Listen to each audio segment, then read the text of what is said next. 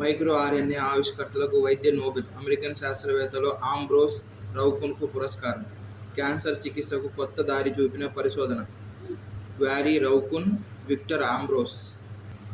వ్యవసాయం 4.0గా పేర్కొంటున్న ఈ విధానంలో కొన్ని చోట్ల రైతులు ప్రిసిషన్ ఫార్మింగ్ పేరుతో రకరకాల యాప్స్ని, నానో సాంకేతికతను, డ్రోన్లు, సెన్సార్ల లాంటి పరికరాలను వాడుతున్నారు. ఇక నగరాల్లో అర్బన్ ఫార్మింగ్ పేరుతో సాగులో కొత్త ఒరబడి సృష్టిస్తున్నారు. ముఖ్యంగా వ్యవసాయంలో విద్యావంతుల పాత్రను పెంచుతున్న అర్బన్ ఫార్మింగ్ ఇప్పుడు ప్రపంచవ్యాప్తంగా అత్యంత వేగంగా విస్తరిస్తోంది. ఇందులో మిద్దె తోటలు, రూఫ్ టాప్ గార్డెనింగ్, నీటిలో సాగు, hydroponics, vertical gardens, community gardens ఇలా చాలా రకాలు ఉన్నాయి. ఐసీఎంఆర్ నివేదిక ప్రకారం ప్రతి వ్యక్తి రోజుకు కనీసం 280 గ్రాముల కూరగాయలు తినాలి. విదేశాలలో అయితే మరొక అడుగు ముందుకు వేసి ఆఫీసుల్లో గదుల మధ్య గోడల స్థానంలో వర్టికల్ గార్డెన్స్ను, హైడ్రోపోనిక్స్ సిస్టమ్స్ను ఏర్పాటు చేస్తున్నారు. ప్రోడునోవా క్వీన్ ఆటను వీడెన్. జిమ్నాస్టిక్స్కు Deepa Karmakar good bye.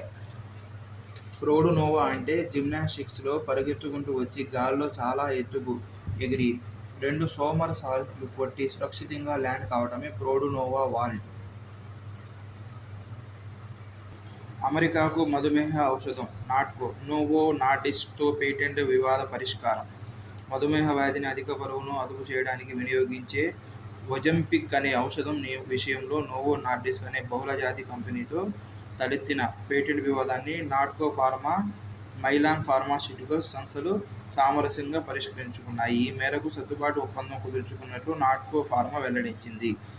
Semaglutide Ozempic బ్రాండుకు generic మందు అనే ఈ ఔషధాన్ని అభివృద్ధి చేసి అమెరికాలో విక్రయించుకోవడానికి నాట్కో ఫార్మా కొంతకాలం క్రితం సిద్ధమైంది. దీనికి మైలాన్ ఫార్మా కంపెనీ భాగస్వామిగా నాట్కోతో జత కలిసింది. Advertising agencies association of India అధ్యక్షుడిగా 2024-25 ఏడాదికి group A, group M media India CEO దక్షిణాసియా ప్రశాంత్ కుమార్ మళ్లీ ఎన్నికయ్యారు. మంగళగిరిలోని అరణ్య భవన్లో సోమవారం నిర్వహించిన 70వ వన్యప్రాణి వారోత్సవంలో ఆయన పాల్గొని మాట్లాడారు.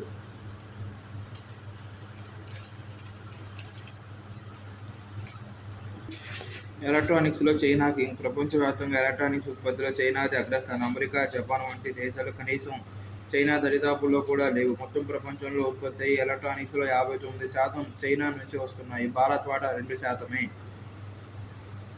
59% చైనా, 7% తైవాన్, 6% అమెరికా, 5% దక్షిణ కొరియా, 4% వియత్నాం, 3% జపాన్. ఏ కష్టం వచ్చినా మేము ఉన్నాం మాల్దీవులకు భరోసా ఇచ్చిన ప్రధాని మోడీ. ఆ దేశ అధ్యక్షుడితో కలిసి మాల్దీవుల్లో రూపే కార్డు సేవల ప్రారంభం.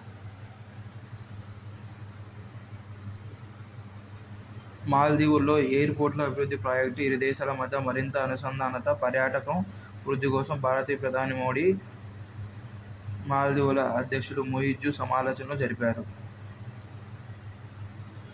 మాల్దీవులు మాకు అత్యంత సమీప పొరుగు దేశం. భారత పొరుగు దేశాల విధానం security and growth for all in the region. Sagar దార్శనికతలో మాల్దీవులు మాకు అత్యంత ప్రధానం. 3,000 కోట్ల విలువైన దిగుమతులను స్థానిక కరెన్సీలో చెల్లించేలా ఇరు దేశాలు ఒక అంగీకారానికి వచ్చాయి. హనీ మతో ఎయిర్పోర్ట్లో నూతన రన్వేను ప్రారంభించారు. హల్మ్ హమేలో నిర్మించిన 700 ఇళ్లను భారత్ మాల్దీవులకు అప్పగించింది. ఆర్థిక సంక్షోభంలో చిక్కుకున్న మాల్దీవుల్లో పోర్టులు, రోడ్ల నెట్వర్క్, పాఠశాలలు, గృహ ప్రాజెక్టుల్లో సహాయపడేందుకు భారత్ అంగీకారం తెలిపింది. నేటి నుంచి విశాఖలో మలబార్ 2024 విన్యాసాలు. పాల్గొననున్న భారత్, అమెరికా, జపాన్, ఆస్ట్రేలియా.